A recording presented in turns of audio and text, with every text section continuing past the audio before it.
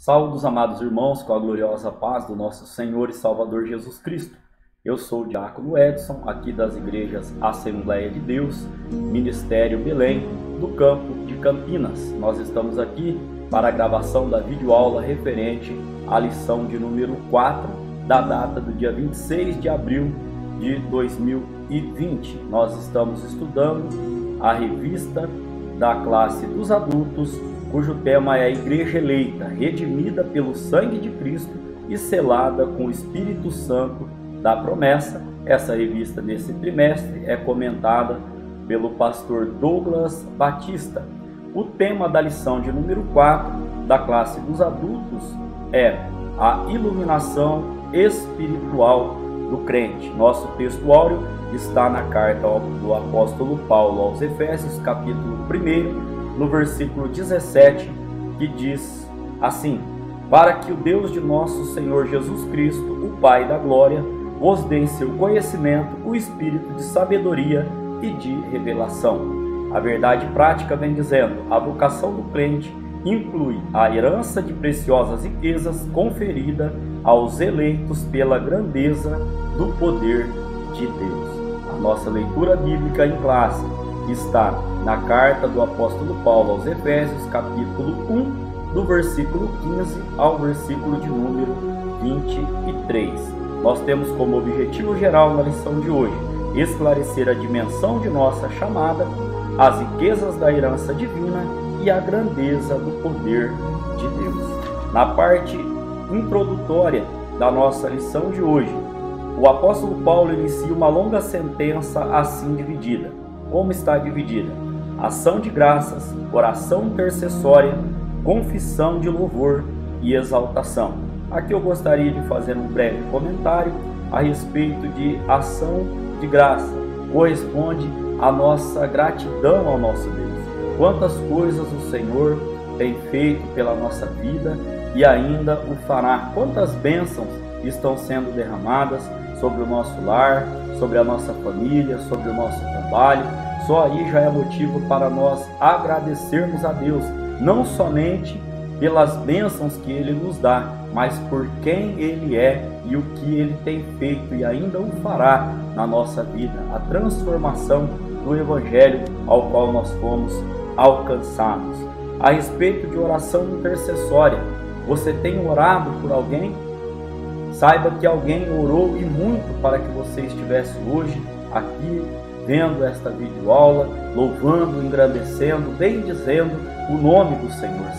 Saiba que a oração intercessória, ela tem muito poder. Às vezes as pessoas podem nos barrar quando nós queremos ajudá-las. Às vezes as pessoas nem aceitam a nossa ajuda, mas se tem uma coisa que as pessoas não conseguem fazer é proibir eu e você de estarmos orando, intercedendo pela vida delas. Quero aqui também deixar registrado que eu e a minha casa somos carentes da oração dos irmãos.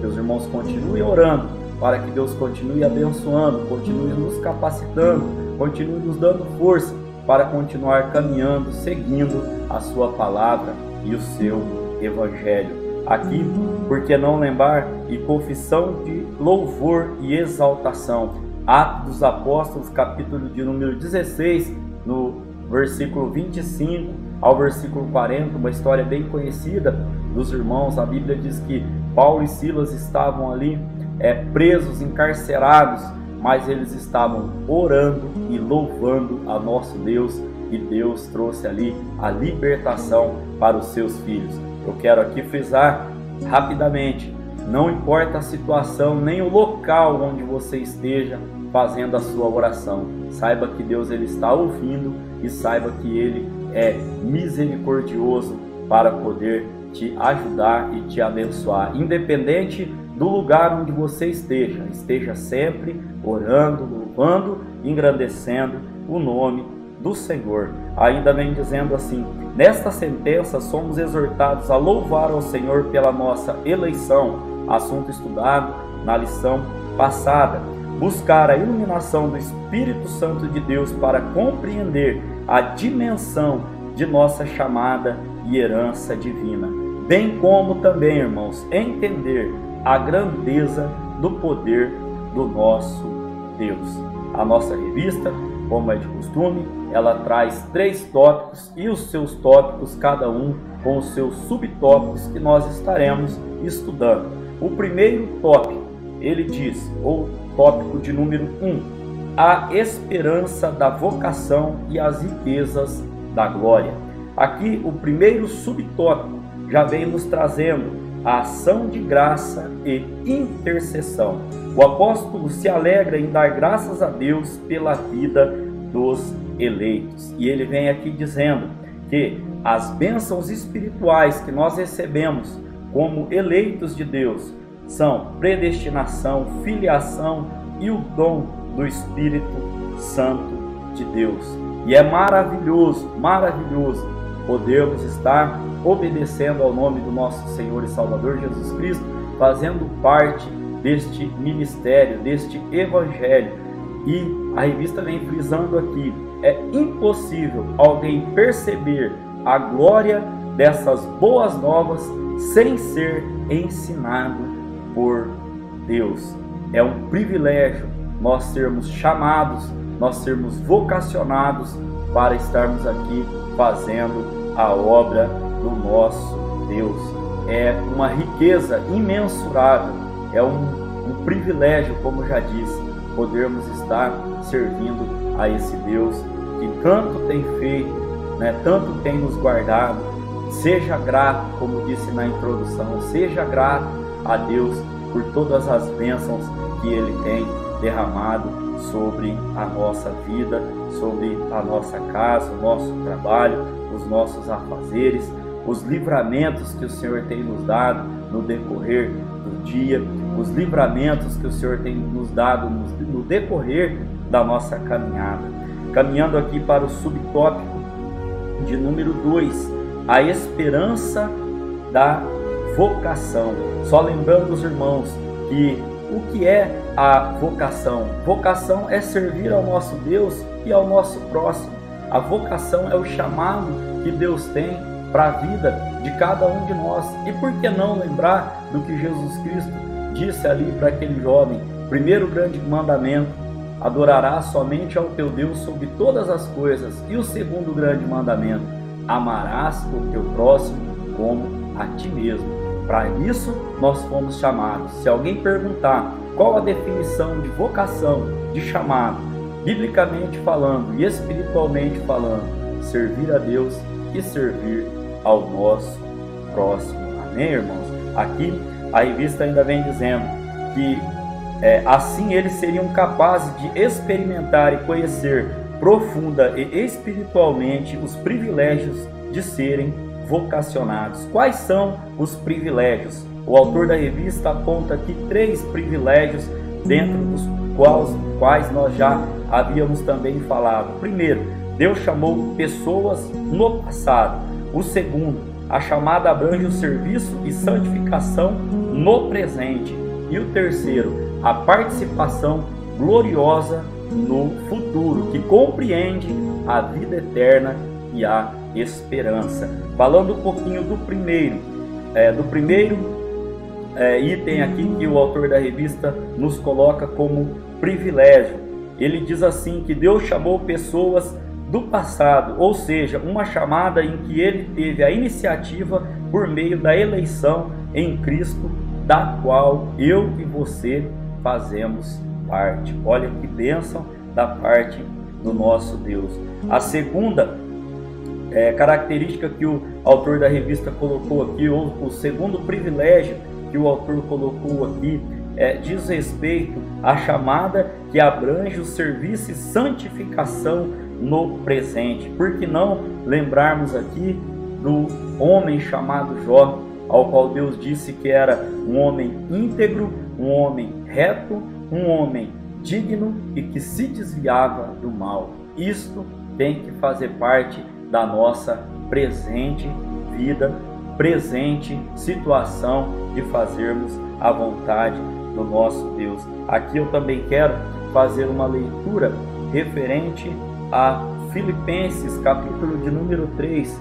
Vamos dar uma procurada na palavra do Senhor, no livro de na carta, melhor dizendo, aos Filipenses, capítulo de número 3, no versículo de número 14, onde a palavra vem nos dizendo: prossigo para o alvo, pelo prêmio da soberana vocação de Deus em Cristo Jesus. Prossigo para o alvo, olha que forte, irmãos, pelo prêmio da soberana vocação, ou seja, soberano chamado de Deus em Cristo Jesus. Primeiro, nós somos chamados por Deus em Cristo Jesus para a nossa salvação. Jesus Cristo morreu na cruz do Calvário para que nós tivéssemos a salvação. E aqui já falando do terceiro privilégio, a participação gloriosa no futuro que compreende esta vida eterna. O apóstolo Paulo vai dizer na carta aos Filipenses: vocação de Deus em Cristo Jesus. Prossigamos desta maneira então para o nosso alvo, que é a vida eterna em Cristo Jesus. Aqui eu quero fazer um parênteses também aos irmãos, quando o autor da revista coloca a vida eterna e a esperança de conhecer a Deus. Aqui, irmãos, existem três tipos de esperanças no meu entendimento, no meu raciocínio.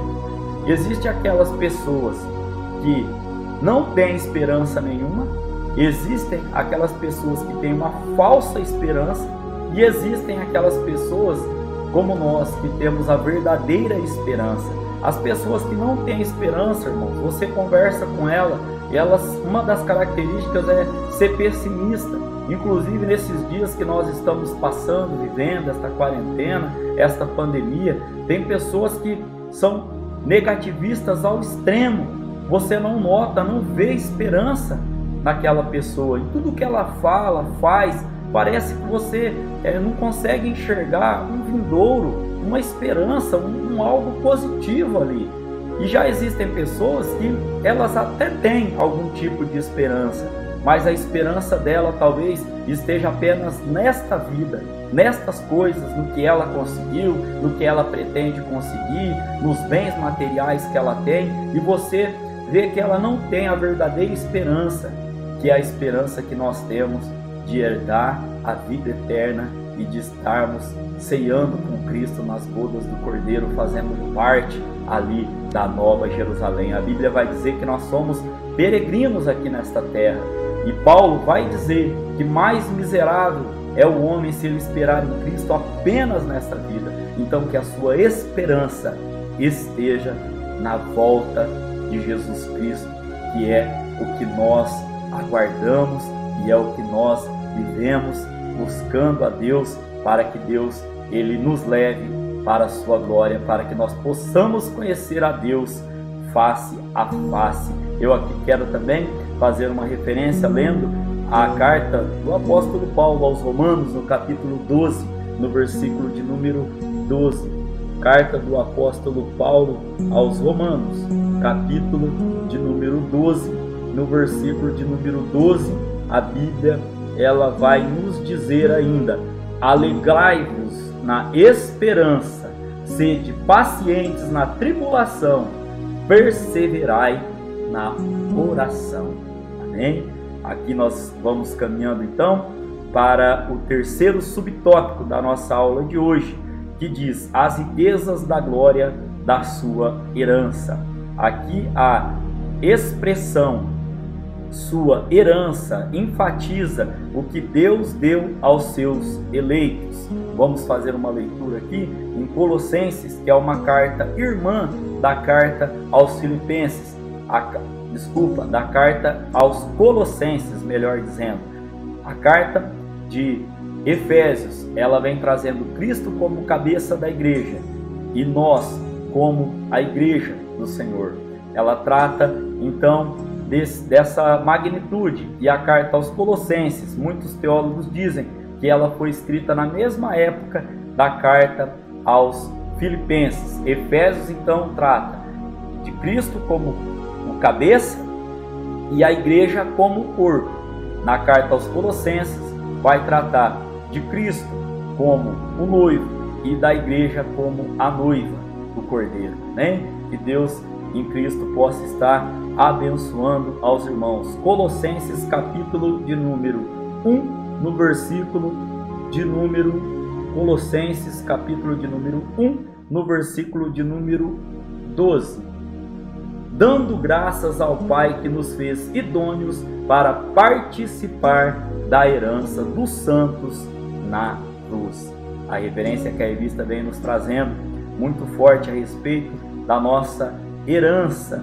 Deus nos fez idôneos para participarmos desta herança dos santos na sua bendita luz. Ainda vem dizendo que já o termo riquezas refere-se às maravilhosas bênçãos que acompanham o plano da salvação, tais como o perdão dos pecados, a adoção de filhos e as bênçãos que serão desfrutadas no porvir.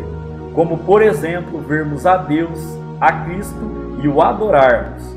Olha que forte, irmãos. Aqui, quanto ao perdão, nós podemos ali ainda citar Mateus no capítulo de número 6, no verso 14 e 15, onde vai trazer ali a referência a respeito da oração do Pai Nosso, onde vai nos dizer ali a respeito de perdão, que é condição para que nós recebamos a vida eterna, a nossa salvação, se nós perdoarmos a quem nos tem ofendido, assim como Cristo, Ele tem perdoado a mim e a você também. Quanto aqui à adoção de filhos, referência bíblica, João, capítulo de número 1, no versículo de número 12. Evangelho de Jesus Cristo, segundo escreveu João, no capítulo 1, no versículo de número 12, que vai nos dizer: mas a todos quantos o receberam, deu-lhes o poder de serem feitos filhos de Deus, aos que creem no seu nome. Então aqui eu vou voltar a dizer aos irmãos que a todos quantos o receberam, Ele deu-lhes o poder de serem feitos filhos de Deus. Então, para você ser filho de Deus, você tem que receber, você tem que aceitar a Jesus Cristo como o seu Salvador. Jesus Cristo só é Senhor de quem Ele é Salvador, e Ele só é Salvador de quem o aceitou como Senhor. E a outra condição, crê no seu nome. Muitos se dizem filhos de Deus, mas não creem em Deus. Eles querem as bênçãos de Deus, mas não querem servir a esse Deus. Amém? Em que então nós possamos ter este conhecimento, que para nós sermos qualificados como filho de Deus, nós temos que receber a Jesus Cristo, como o apóstolo João vem dizendo. E quando nós recebemos a Jesus Cristo, nós somos feitos filhos de Deus.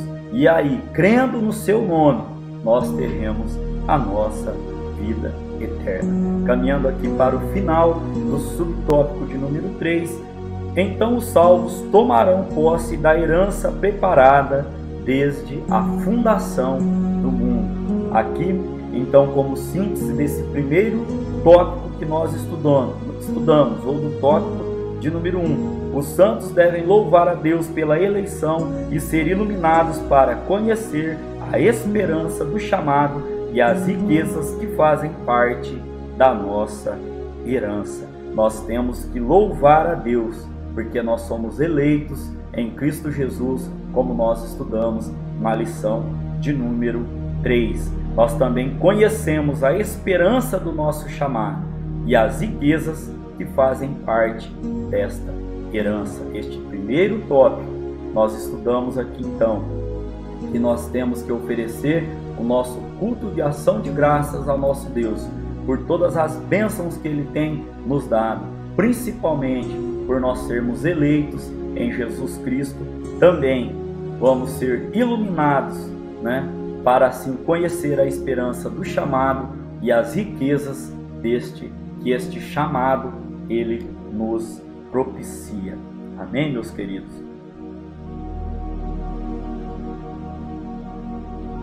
Nós vamos aqui então agora para o tópico de número 2, onde vem dizendo a sobre excelente grandeza e força do poder divino. Quando nós falamos sobre o poder divino, nós estamos falando sobre um dos atributos do nosso Deus, que é a onipotência. Amém? Aqui eu quero trazer aos irmãos que o poder divino é imensurável e nada pode detê-lo. Olha só que forte aqui, eu já quero trazer aos irmãos duas referências bíblicas. Uma está lá no livro de Isaías, capítulo de número 43, no versículo de número 13. A palavra do Senhor nos vem dizendo, Isaías 43, versículo 13, um versículo muito conhecido e muito citado pelos irmãos assembleianos, ao qual são conhecedores deste texto. Diz assim: ainda antes que houvesse dia, eu sou, e ninguém há que possa fazer escapar das minhas mãos.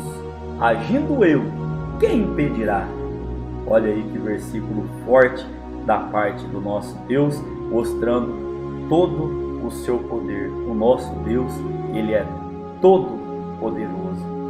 O primeiro subtópico diz a sobre excelente grandeza do poder de Deus. Sobre excelente grandeza do poder de Deus, vamos aqui então caracterizar, melhor dizendo, estas palavras para ficar mais fácil o nosso conhecimento.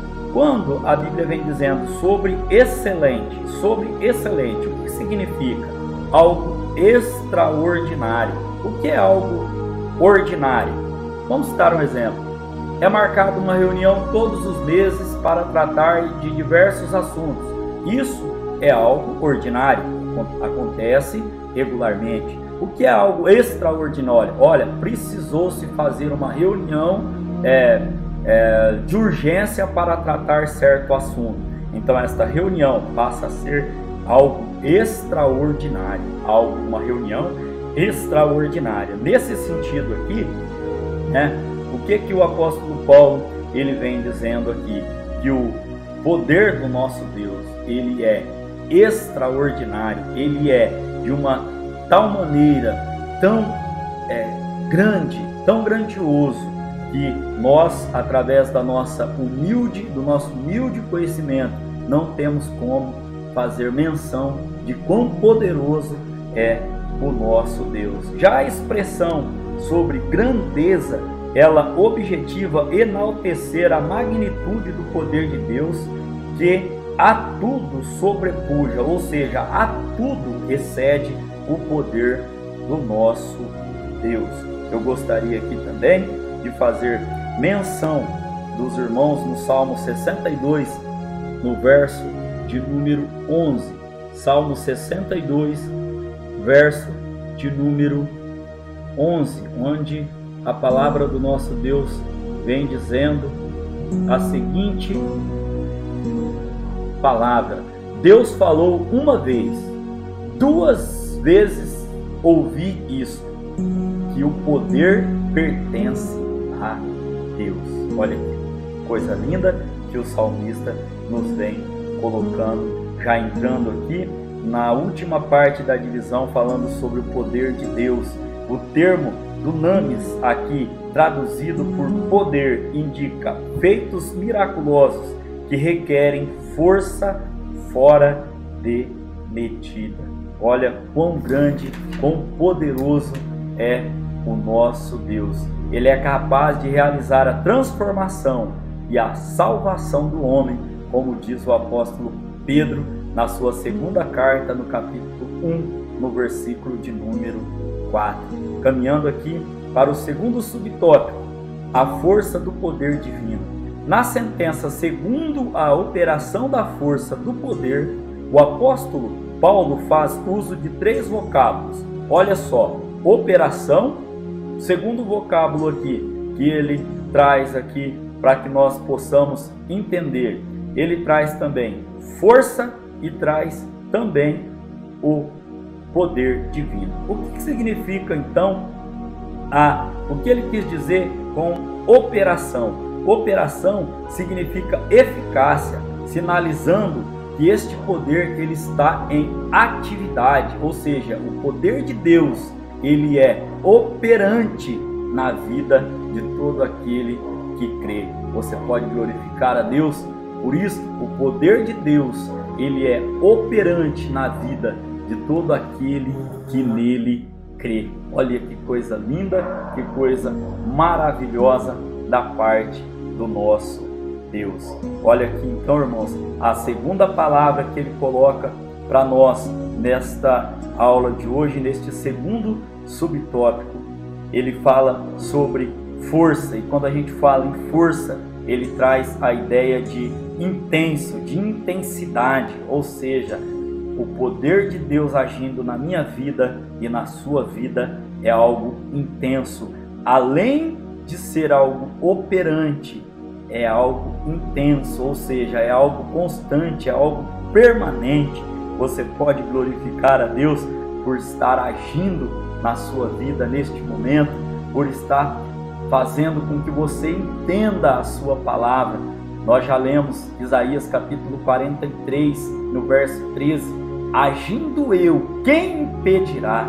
Olha só isso já é motivo para nós glorificarmos o nome do nosso Deus. E a terceira palavra que o apóstolo Paulo traz, diz assim, que é a respeito deste poder inerente. Olha que coisa linda e maravilhosa. E aí Paulo vem dizendo a mim e a você: Deus ele opera na minha vida e na sua vida de uma forma intensa e poderosa. A associação desses conceitos revela o poder potencial de Deus que, inerente à sua natureza divina, opera em favor daqueles que creem. Você pode glorificar a Deus por isso? É algo. O que é algo inerente? É algo peculiar. É algo que só dele, só ele. A Bíblia vem dizendo: antes que o mundo fosse, eu sou. Olha que coisa linda.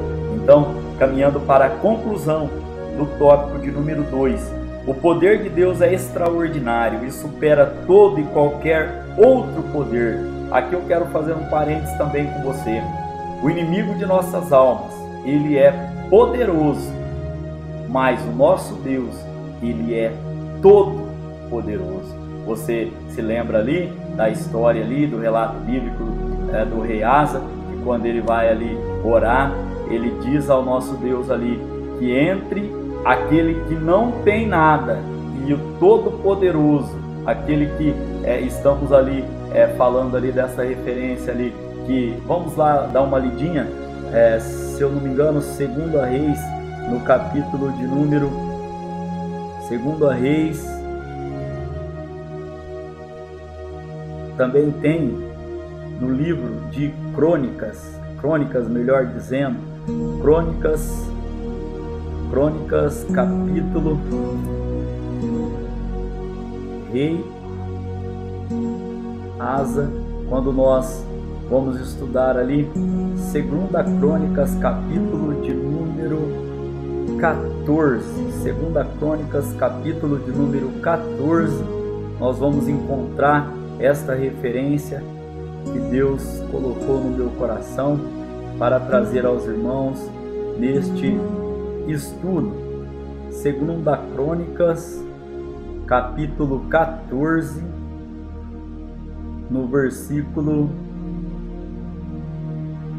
de número, deixa aqui a gente procurar aqui, quando a Bíblia fala, capítulo 14, a partir do versículo de número 8, a Bíblia vai falar que Asa tinha um exército de 300.000 de Judá, e ele tinha também 280.000 de Benjamim. E aí a Bíblia ainda vai continuar dizendo que Zerá, o etíope, saiu contra eles, no versículo de número 9, com um exército de 1.300.000 carros, e chegou até Asa para o confrontar. Então a Bíblia vai dizer no versículo de número 11 que Asa clamou ao Senhor seu Deus e disse: Senhor, nada para ti é ajudar, quer o poderoso, quer o de nenhuma força, Ajuda-nos, pois, Senhor, nosso Deus, porque em Ti confiamos e no Teu nome viemos contra esta multidão. Então aqui, irmãos, olha que forte.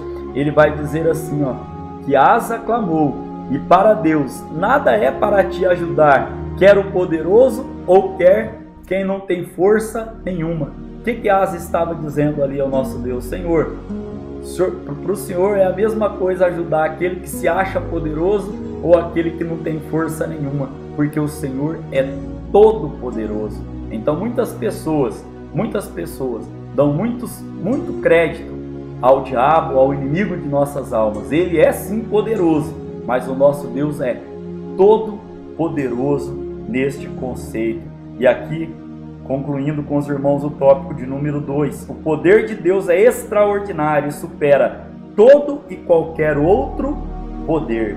Esse maravilhoso poder opera no interesse de salvar a humanidade caída.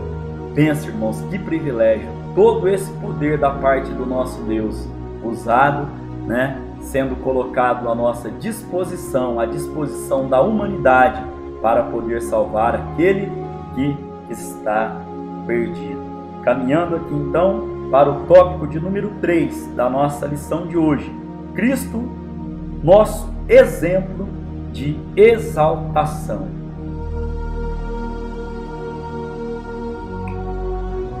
Aqui nós temos como primeiro subtópico, Cristo, as primícias dos que dormem. Paulo enfatiza que o poder de Deus se manifestou em Cristo, ressuscitando-o dos mortos.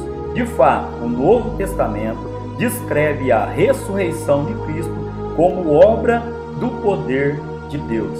Vamos a uma referência bíblica, Atos dos Apóstolos, capítulo de número 2. Atos, capítulo de número 2, no versículo de número 24. Atos, capítulo de número 2, versículo de número 24, para nós embasarmos esta parte da revista que diz assim: E orando disseram, Tu, Senhor, conhecedor dos corações de todos, mostra qual destes dois tens escolhido. Olha que coisa linda e maravilhosa, que nós podemos aqui então continuar no nosso raciocínio aqui, dizendo aos irmãos: ao ressurgir dentre os mortos, Cristo foi feito as primícias dos que dormem.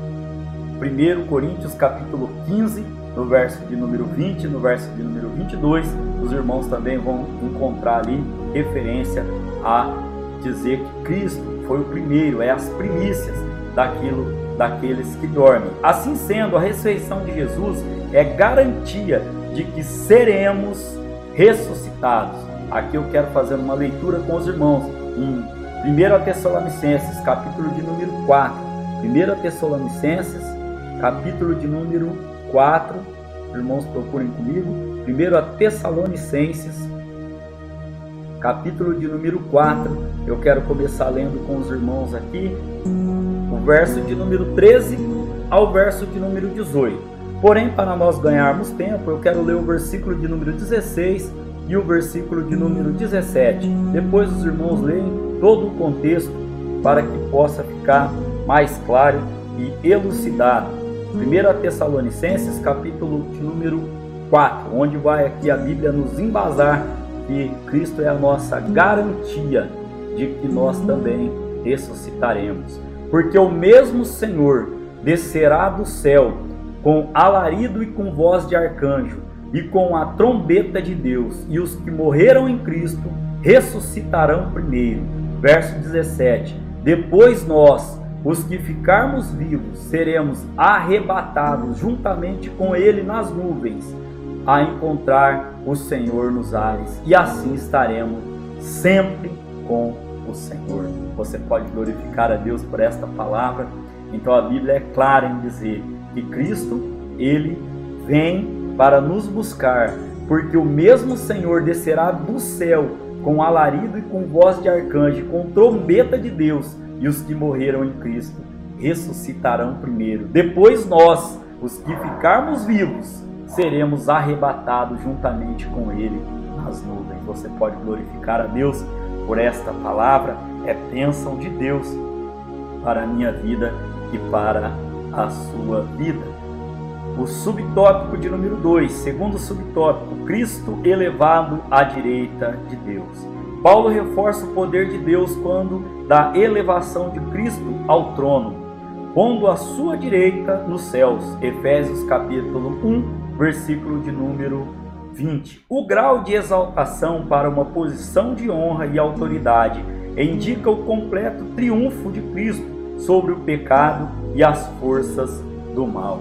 Esse triunfo também está assegurado aos salvos. E aí a revista ainda continua dizendo: e endossa nossa participação na vida celestial, conforme indica a expressão, nos fez assentar nos lugares celestiais. Assim, tanto a ressurreição como a ascensão de Cristo são obras do poder do Pai.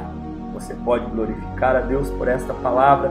O Verbo se fez carne e habitou entre nós para que morresse uma morte de cruz e que nós fôssemos salvos pelo poder que há no nome de Jesus Cristo. O terceiro subtópico, Cristo exaltado sobremaneira.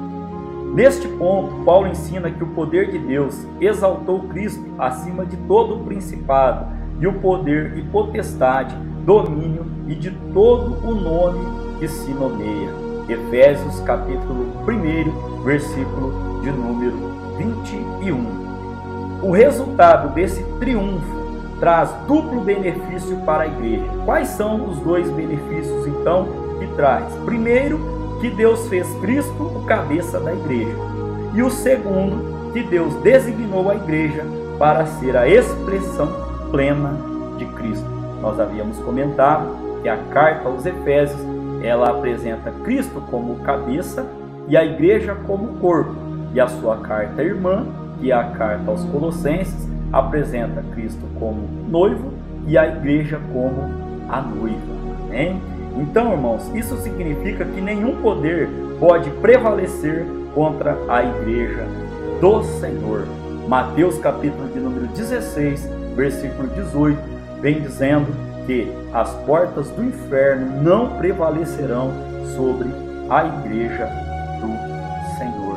Então nós temos como síntese desse terceiro subtópico, tanto a ressurreição como o assentar-se nos céus está disponível aos crentes, e de semelhante modo a glorificação por meio do grande poder de Deus. Então, como resumo aqui, nós sabemos que a ressurreição e